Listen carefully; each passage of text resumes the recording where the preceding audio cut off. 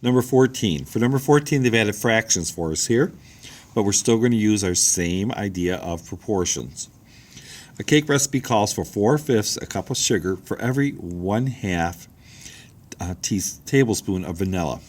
So if K over 8 tablespoons of vanilla are needed for 1 cup of sugar, what would be the value of K?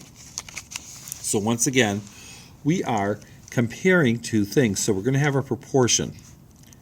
So we're going to set up a proportion, which are going to be like two fractions. They're actually called ratios. And we're going to compare two things. So we can put them in any order. So we can say we have sugar and we have vanilla. So they tell us that 4/5 cups of sugar. So up here we're actually going to write 4/5. Okay? And then that equals 1/2 of a tablespoon of vanilla. Then they tell us that they're going to have 1 cup of sugar, but we don't know how much of the vanilla we're going to need. And that's what we need to find out. We want 1 cup of sugar, so we're going to put 1 there, and the vanilla is what is unknown. So we set that up just like a regular proportion, but we just have what we call a complex fraction. Now we still do our same way to solve that, which is cross products.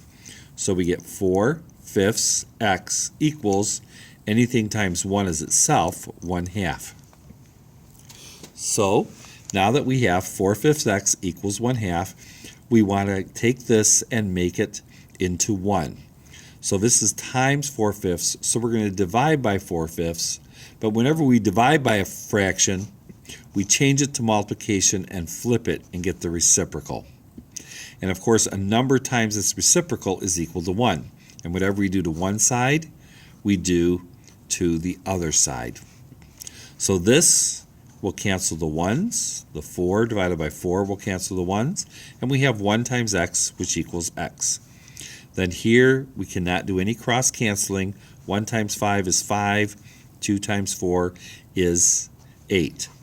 Now the actual question wanted us to find K over 8 tablespoons. So K is going to equal 5.